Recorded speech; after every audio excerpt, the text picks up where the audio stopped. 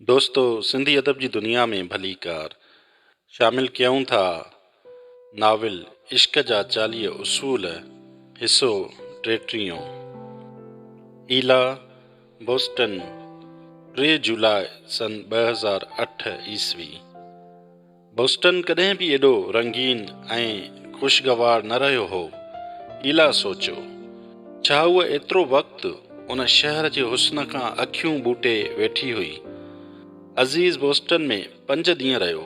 हर रोज़ ईला नॉर्थ एम्पटन खां खेसि ॾिसण ईंदी हुई।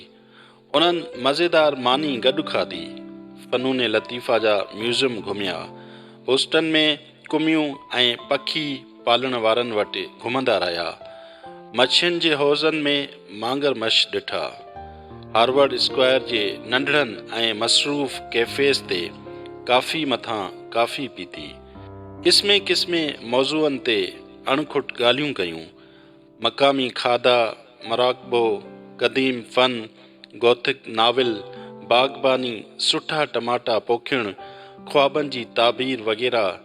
तसलसुल में ॻाल्हाईंदे हिक ॿिए जो जुमिलो पूरो कंदा। ईला खे यादि न हो त हुन एतिरो कंहिंसां कॾहिं ॻाल्हायो हुजे। घुमण दौरान हू एहतियात कंदा हुआ त हिक ॿिए खां फ़ासिलो रखनि, पर इहो मुश्किल पए थींदो वियो। नंढड़ियूं ख़ताऊं मिठड़ियूं महसूस थियण लॻियूं। ईला अज़ीज़ खे छुहण जा बहाना ॻोल्हण लॻी। संदन विच में कशिश गैर महसूस तरीक़े सां वधंदी पई वई। ईला रोड रस्तनि ते, होटलनि ऐं बाज़ारनि में अज़ीज़ जा हथ पकड़िया। अज़ीज़ जो हुनखे तकियण ईला खे बुरो न लॻंदो हो। ईला खे त ॼण सदाईं खां उन्हनि नज़रुनि जी सिक हुई। अक्सर वापसीअ ते हू गॾु होटल आया, घणाई भेरो तमामु वेझो आया, एतिरे क़दुर जो ज़रे घटि हद ओरांघण ते हुआ, पर कॾहिं न ओरांगी। अज़ीज़ जी रवानगी जी सुबुह, अज़ीज़ जो सूट केस संदन विच में विछोड़े जी बुछड़ी अलामत वांगुरु पियो हो। होटल जे कमरे में ख़ामोशीअ जो राज हो। मूं अव्हां सां कुझु शेयर पे करणु चाहियो। काफ़ी अरसे खां, ईला चयो। मां काफ़ी अरसे खां उन बारे में सोचां पई। ईला जे लहजे जी नवाण खे साराहींदे अज़ीज़ हिकु बिरूं मथे कई ऐं आहिस्ते सां चयो, मूंखे पिणु हिकु ॻाल्हि ॿुधाइणी आहे। सही आहे, पहिरीं तूं ॿुधाए। न, पहिरीं तूं ॿुधाए। ईला फिकी मुर्क मुर्कंदे कुझु सोचींदी रही त छा ऐं कीअं चइजे। नेठि हुन ॻाल्हि शुरू कई। तुंहिंजे बोस्टन अचण खां अॻु डेविड ऐं मां हिकु राति ॿाहिरि मानी खाइण वियासीं ऐं डिघी ॻाल्हि ॿोल थी। हुन मूंखां तुंहिंजे बारे में पुछियो। ज़ाहिर आहे त हुन मुंहिंजी ॼाण खां सवाइ मुंहिंजूं ज़ाती ईमेल्स पढ़ियूं हुयूं। मूंखे उन ॻाल्हि ते कावड़ त घणी आई, पर असां ॿिन्ही जे बारे में उन सच खे मां रद्द न करे सघियसि। मुंहिंजो मतिलबु आहे, इहा ॻाल्हि कंदे ईला मुसलसिल पंहिंजी आङुरियुनि खे गौर सां ॾिसी रही हुई। ॻाल्हि पूरी करण ते हुन नेण मथे करे त अज़ीज़ जो रद्द अमल कहिड़ो आहे। मुख़्तसर ही त मूं मुंहिंजे मुड़ुस खे ॿुधाए छॾियो त मां कंहिं ॿिए मर्द सां प्यारु करियां थी। घिटीअ में सायरनि जो गोड़ थियण लॻो। उन गोड़ ईला खे घड़ी खन लाइ मुंझाए छॾियो। पाण खे संभालींदे हुन टुटल ॻाल्हि जो सिलसिलो ॿीहर जोड़ियो। मां ॼाणा थी त इहो सभु ॿुधण में अजीब थो लॻे ऐं मूं उन बाबति तमामु सोच वीचार बि कयो आहे, पर मां तोसां गॾु एम्स्टरडम हलणु थी चाहियां। अज़ीज़ दरीअ ॾांहुं वियो ऐं रोड ते मतल गहमा गहमी खे ॾिसणु लॻो। शायदि परे कंहिं इमारत में बाहि लॻी हुई। फिज़ा में उथंदड़ कारो दूंहों आसमान खे छुही रहियो हो। अज़ीज़ ख़ामोशी सां उते रहंदड़ माण्हुनि लाइ दुआ कई। जॾहिं हिन ॻाल्हाइणु शुरू कयो त ईअं महसूस थी थियो ॼण हू सॼे शहर सां मुख़ातिब आहे। तोखे पाण सां एम्स्टरडम वठी हलणु मूं लाइ बाइसे ख़ुशी आहे, पर मां उते तुंहिंजे मुस्तक़बिल जो वाइदो नथो करे सघां। छा मतिलबु? ईला घबराईंदे पुछो। अज़ीज़ वापसि आयो, ईला जे भरिसां अची वेठो, संदसि हथ हथनि में वरिताई ऐं प्यारु कंदे ख़्यालनि में चयाईं, जॾहिं तो पहिरियों भेरो मूं ॾांहुं लिखियो हो, इहो वक़्तु मुंहिंजी ज़िंदगीअ जो अजीब वक़्तु हो। मतिलब तुंहिंजी ज़िंदगी में को ॿियो आहे न मिठी? अज़ीज़ थोरो मुस्कुरायो ऐं पोइ संदसि मुर्क फिकी थी पई। अहिड़ी ॻाल्हि नाहे, यादि अथई हिक भेरे मूं तोखे पंहिंजी ज़िंदगी जे 3 मरहलनि जे बारे में लिखियो हो। तो कॾहिं बि चोथे मरहले बाबति न पुछो ऐं पाण मुरादो उन बाबति ॿुधाइणु मूं लाइ तमामु ॾुखियो हो। ये लफ़्ज़ सां मुंहिंजी ज़िंदगी जो तालुक़ छा तूं हाणे ॿुधणु चाहींदीअ? जी, इला वराणियो। जेतोणीकि हू उन घड़ी जे बर्बाद थियण खां डिॼी बि रही हुई। हा, मां ॿुधंदी हुअसि। जुलाई जे उन ॾींहुं एम्स्टरडम वञण खां चंद कलाक अॻु होटल जे कमरे में अज़ीज़ इला खे ॿुधायो त 1977 ईस्वी में हू कीअं सूफ़ी बणियो, हिकु नओं नालो ऐं हिकु नई क़िस्मत जी उमेद में उन सॼी दुनिया में सफ़र कयो। हिकु पेशावर फोटोग्राफर जीअं, पर दिली तरह हू हिकु सैलानी दरवेश हो। 6 खंडनि में उन दोस्त ठाहिया। माण्हू उनखे पंहिंजे घर भाती जी हैसियत सां ॾिसंदा हुआ। हिन ॿी शादी न कई, पर मग़िरबी यूरोप में 2 यतीमनि खे पंहिंजो नालो ॾिनाई। अज़ीज़ खे सदाईं सिज जी शिकिल वारो हिकु लॉकेट पातल हूंदो हो, जेको शम्स तब्रेज़ जी यादि जो ॾीओ संदसि दिलि में उजाइण न ॾींदो हो। अज़ीज़ पंहिंजी ज़िंदगी सफ़र कंदे, पढ़ंदे ऐं सूफ़ी दरवेशनि जी तालीमात ते अमल कंदे गुज़ारी। ज़िंदगी जे सफ़र में हुनखे जाइ बजाए कुदरत जा ॻुझ परोड़ण लाइ मिलिया ऐं पोइ 2 साल अॻु खेसि पंहिंजी बीमारीअ जो इल्मु थियो। कच्छ जे हिकु ॻोढ़ी गैर महसूस तरीक़े सां कैंसर जो रूप अख़्तियार करे वई ऐं खेसि चमड़ीअ जे कैंसर वकोड़े छॾियो। मुकमिल तपास ऐं तफ़सीली जांच खां पोइ डॉक्टरनि खेसि ॿुधायो त कैंसर संदसि जिस्म में फैलिजी वई आहे ऐं संदसि फिफड़ बुरी तरह मुतासिर थिया आहिनि।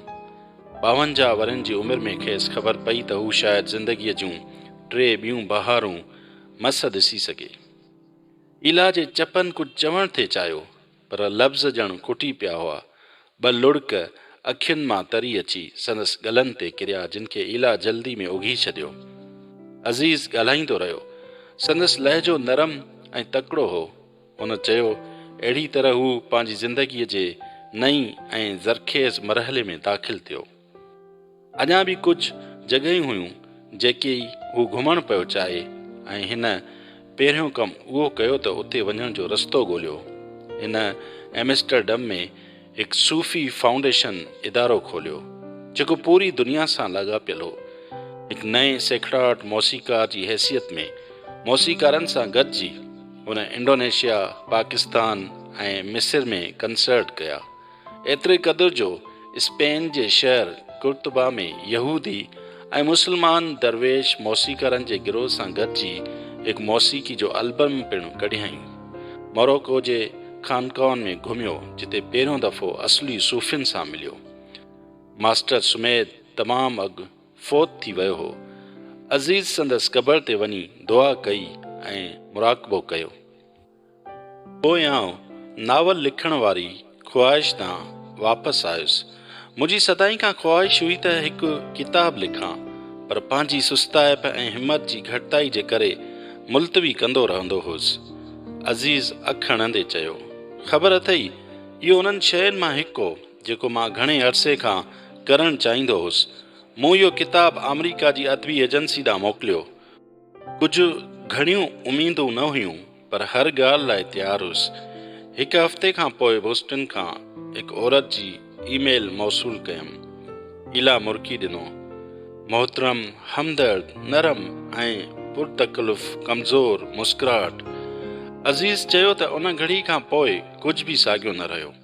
हिकु अहिड़ो शख़्स जेको मरण लाइ तयारु हो, उन मां हू हिकु अहिड़े शख़्स में बदिलजी वियो जंहिंखे गैर मुतवक़ वक़्त सां प्यारु थी वियो।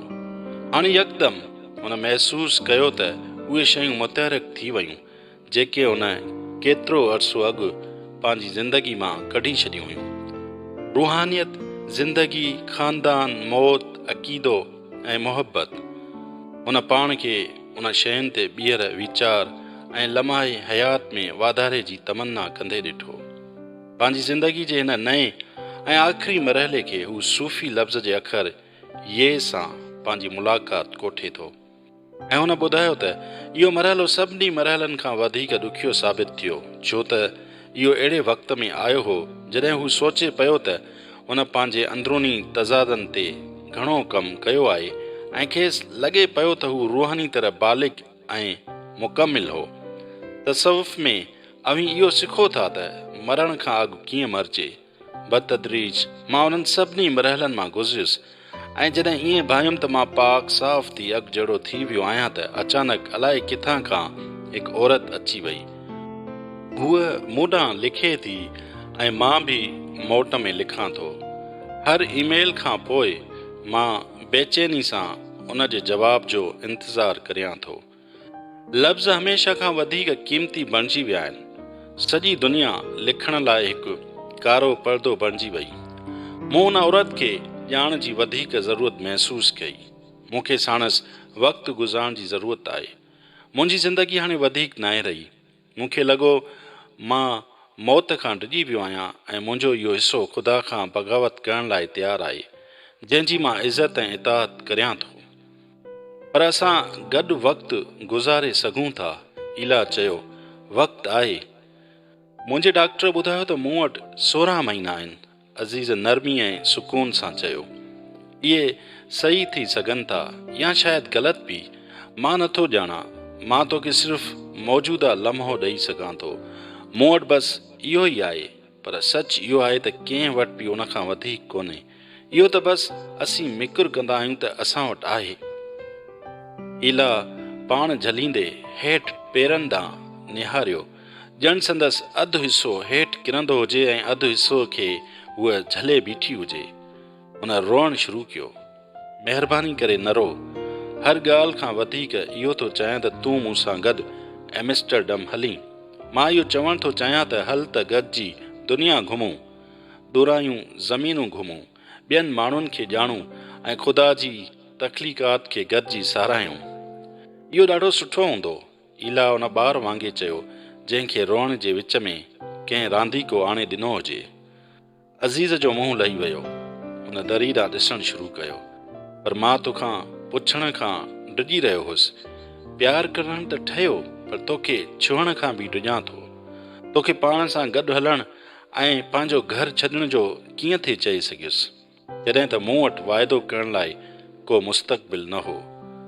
संदसि सवाल ते झुकंदे इला चयो, असीं एतिरा मायूस छो पिया थियूं? तूं हुन बीमारी सां विड़ी सघें थो। तूं मूं लाइ इहो करे सघीं थो, असां ॿिन्ही लाइ। असीं हर शइ सां छो विढ़ंदा आहियूं? असीं हमेशह महांगाई सां विढ़णु, एड्स सां विढ़णु, कैंसर सां विढ़णु, करप्शन सां विढ़णु, दहशतगर्दी ऐं एतिरे क़दुरु जो इज़ाफ़ी पाउंड सां बि विढ़ण जी ॻाल्हि छो कंदा आहियूं? छा असां वटि उन्हनि खे मुंहुं ॾियण जो ॿियो को तरीक़ो कोन्हे? अज़ीज़ ॼाणणु थी चाहियो। मां सूफ़ी न आहियां, इला तकड़ में चयो। संदसि आवाज़ कंहिं ॿिए जो आवाज़ थिए लॻो, कंहिं ॿोड़ी जो आवाज़।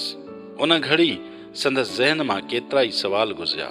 संदसि पीउ जी वफ़ात, कंहिं प्यारे जी ख़ुदकशी खां पोइ खेसि विञाइण जो दर्द, कावड़ ऐं पछताव जे सालनि जा साल जेके मौलनि जी यादुनि में हर घड़ी खे जांचींदा हुआ। इहा हैरत हूंदी हुई त काश शयूं मुख़्तलिफ़ हुजनि हा ऐं ॻाल्हियुनि खे मटाए सघिजे हा। मां ॼाणा थो त तूं सूफ़ी न आहीं, न ई तोखे ज़रूरत आहे। सिर्फ़ु रूमी थी, मां इहो ई चवां थो। छा मतिलबु? इला पुछो। यादि अथई कुझु वक़्तु अॻु तो मूंखां पुछो हो त जेकॾहिं मां शम्स हुजां हा, तो चयो हो त मां तोखे शम्स जी यादि ॾियारियां थो। इहो ॿुधी मां ॾाढो ख़ुशि थियो हुउसि, पर मां शम्स नथो थी सघां। मां सम्झां थो त हू मूंखां घणो पहिरियों ऐं मथां हो, पर तूं रूमी थी सघें थी जेकॾहिं तूं पंहिंजो पाण मुहबत जे हवाले करीं ऐं पंहिंजो पाण खे मटाईं, पहिरीं मौजूदगी जे ज़रिए ऐं पोइ गैर मौजूदगी जे ज़रिए। मां शाइर न आहियां, इला हिन दफ़े चयो। रूमी बि शाइर न हो, पर पोइ हू उन में तब्दील थी वियो। तोखे सम्झ में न आयो त मां हिकु घरेलू औरत आहियां, खुदारा 3 ॿारनि जी माउ। ईला सहकंदे रड़ कई। असां जेको हूंदा आहियूं सो ई हूंदा आहियूं। अज़ीज़ बुणकियो, असीं सभु तब्दीली जा ताबे आहियूं। इहो हितां खां हुतां जो हिकु सफ़रु आहे। तूं इहो सफ़रु तइ करे सघें थी। जेकॾहिं तूं बहादुर आहीं त मां बि बहादुर आहियां। आख़िर में असीं गॾिजी कोन्या हली सघूं था, जिते मां आख़िरी साह खणणु चाहियां थो। अहिड़ियूं ॻाल्हियूं करणु बंदि कर। ईला थधो साह भरियो। अज़ीज़ ॾांहुं हिकु लम्हे लाइ ॾिठो ऐं पोइ अखियूं हेठि झुकायूं। हाणे संदसि मुंहं ते हिकु नओं तासुर हो ऐं आवाज़ में मुफ़ासिलो हो, ॼणु उहो परे थींदो पए वियो, कंहिं सुकल पन जियां जेको हवा जे रहमो करम ते हुजे। या ॿियो उहो त घर वञ ईला, पंहिंजे ॿारनि ऐं घर न वापसि। तूं फ़ैसिलो करे वठि। तूं जंहिंजी बि चूंड कंदीअ, मां तुंहिंजे फ़ैसिले जो एतिराम कंदुसि। सुलेमान हिकु शराबी। कोन्या, मार्च सन 1248 ईस्वी। बेकार, नाकारा ऐं सुस्त ॿाहिरियां माण्हू असां शराबियुनि लाइ ईअं सोचींदा आहिनि। उहे इहो न ॼाणंदा आहिनि त रोज़ानो शराब जो मिक़दारु वधाए पीअण लाइ केतिरी हिमत खपंदी आहे। असां पंहिंजे कुल्हनि ते सॼी दुनिया जो वज़न खयूं था घुमाऊं। थकावट ऐं बेज़ारियत मंझां मेज़ ते मथो रखी मां हिकु बुरो ख़्वाबु ॾिसी रहियो हुउसि। हिकु कारो मतारो कावड़ में टांडो थियल ढॻो अणॼाण घिटियुनि मंझि मूंखे डोड़ाए रहियो हो। मां उन जानवर खां परे भॼी रहियो हुउसि। मूंखे का सुध न हुई त उन जानवर खे जोश ॾियारण लाइ छा ग़लति कयो हो। दुकाननि, रेढ़ियुनि ऐं मांडलियुनि खे खड़काईंदे, सामान टोड़ींदे, बाज़ार में मौजूदु सभिनी माण्हुनि खे ईज़ाईंदे मां तेज़ भॼी रहियो हुउसि। भॼंदे भॼंदे मां उन घिटी ॾांहुं मुड़ियुसि जंहिंजी पछाड़ी मौतमार हुई ऐं उते मां हिकु घर खां बि वॾे हेबतनाक बेज़े सां टकरायुसि। ओचितो उहो बेज़ो फाटी पियो। उन बेज़े मां हिकु बदसूरत पखी जो पुसियल ऐं ॿाका कंदड़ ॿचो। मूं गलीअ मां निकिरण जी कोशिश कई, पर ओचितो उन पखी जी माउ आसमान मां ज़ाहिर थी मूंखे ईअं घूरे रही हुई, ॼण संदसि ॿचिड़े जी बदसूरती जो ज़िम्मेवार मां हुजां।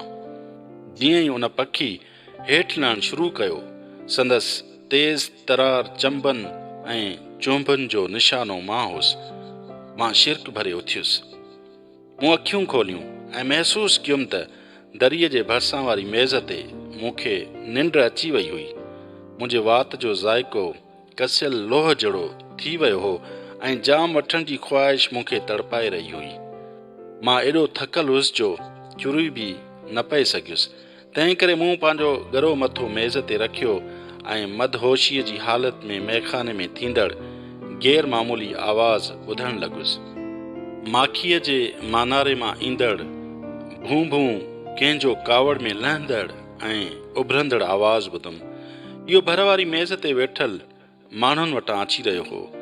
जेतोणीकि मूं सोचियो त मुंहुं वराए ॾिसां त उहे केरु हुआ, पर मां ज़रो बि न चुरियुसि ऐं इहो तॾहिं हो जॾहिं मूं इहो बदसवणो लफ़्ज़ क़तल ॿुधो। पहिरीं त मूं उन्हनि ॻाल्हियुनि खे मदहोशी वारी हालत जे करे रद्द कयो। मेखान में माण्हू हर क़िस्म जूं ॻाल्हियूं ॿुधंदो आहे ऐं वक़्त सां गॾु इहो सिखी वेंदो आहे त हर चयल लफ़्ज़ खे संजीदगी सां नाहे वठिबो, पर उन्हनि जो लहजो कुझु कुंभाईंदड़ ऐं असराइतो हो, जंहिंखे नज़रअंदाज़ करणु मूं लाइ नामुमकिन थी वियो। तंहिं करे मूं पंहिंजा कन उन तरफ़ लॻाया ऐं संदन ॻाल्हियूं ॿुधणु लॻुसि। मुंहिंजो सदमो इहो ॼाणे वधीक गहरो थी वियो त जंहिंखे हू क़तल करणु चाहिनि पिया उहो शम्स तब्रेज़ आहे। जीअं ई हू मेज़ तां उथिया, मूं सुम्हण जो मिकिर करणु बंदि कयो ऐं बुल ॾेई उथियुसि। हीर सटोस, हेॾां अचु, जल्दी कर, मूं परेशानी में रड़ कई। हिन वक़्तु वरी छा थियई? हीर सटोस भॼंदो आयो। तूं एतिरो परेशान छो आहीं? पर मां न ॿुधाए सघियुसि। हिन खे बि न। यकदम हर कोई मशकूक लॻणु लॻो। ऐन मुमकिन आहे त शम्स जे ख़िलाफ़ साज़िश कंदड़नि जो तादादु घणो हुजे। मूंखे पंहिंजो वात बंदि ऐं अखियूं खोले रखणु घुरिजनि। कुझु न, मूंखे बुख लॻी आहे, बसि इहा ॻाल्हि हुई। मूं चयो, छा तूं मूंखे थोरी यखनी आणे ॾींदे? उन में थूम घणी विझजांइ, मूंखे उन जी ज़रूरत आहे। हीर सटोज़ मूंखे मशकूक नज़रुनि सां घूरियो, पर मुंहिंजे खपतीपण जो आदी हुअण करे कुझु न पुछो। कुझ ई देर में मूंखे हीर सटोज़ बकरे जे गोश्त जी मसालेदार यखनी जो प्यालो आणे ॾिनो, जेको मूं जल्दी ख़तमु कयो। कुझु सामत में अचण खां पोइ मां शम्स तब्रेज़ खे ख़बरदार करण लाइ घिटी में निकिरी आयुसि। पहिरीं रोमीअ जे घर वयुसि, हू हुते कोन हो। पोइ मां मस्जिद, मदरसे, चांहि जे होटल, बेकरी ऐं हमाम में वयुसि। मूं खेसि गलियुनि में, कारीगरनि जे दुकाननि ते, गुदामनि में, तोड़े जो जिप्सी औरत जे खेमे में बि ॾिठो त मतां ख़राब ॾंद या कंहिं जादुई असर मां हू उते वियो हुजे। संदसि ॻोल्हा कंदे हर गुज़रंदड़ लम्हे सां परेशानी वधंदी थी वई। ख़ौफ़ मूंखे खणण लॻो। छा थींदो जेकॾहिं देरि थी वई हूंदी? पोइ छा थींदो जेकॾहिं हुननि खेसि अॻु ई क़तल करे छॾियो हुजे? इलाइक़नि खां पोइ जॾहिं सम्झ में न आयो त खेसि किथे ॻोल्हणु घुरिजे, मां थकल ऐं मायूस मैखाने वापसि वञणु लॻुसि ऐं कंहिं जादू वांगे मैखाने खां कुझु क़दम परे मूं हुन खे ॾिठो। सुलेमान, तूं मुंझल पियो लॻीं, शम्स मुस्कुराईंदे चयो। ओह मुंहिंजा ख़ुदा, तूं ज़िंदा आहीं। मूं रड़ कई ऐं वञी खेसि भाकुर पातुमि। जॾहिं हुन पाण खे मुंहिंजे भाकुर मां कढियो, शम्स मूंखे घूरियो। हू हैरान लॻी रहियो हो। बिल्कुलु, मां ज़िंदा आहियां। छा तोखे मां को भूत पियो लॻां? मूं मुरकियो, पर थोरी देरि लाइ। मुंहिंजे मथे में एॾो सूर हो जो जेकॾहिं को ॿियो वक़्तु हुजे हा त मां 2-3 बोतलूं गिड़काए वञी सुम्ही पवां हा। ही छा आहे मुंहिंजा दोस्त? सभु कुझु ठीकु त आहे? शम्स तजस्सुस मां पुछो। मूं गीत ॾिनी ऐं सोचणु लॻुसि, जेकॾहिं मूं खेसि उन मंसूबे बाबति ॿुधायो त छा हू मूं ते यकीन कंदो? जेकॾहिं हुन उहो चयो त मां शराब जे असर हेठि ख़्वाब ॾिसी रहियो आहियां ऐं शायदि मां होसि बि, तोड़े जो मूंखे पक न हुई। उहे तोखे मारण जी सिट सटे रहिया आहिनि।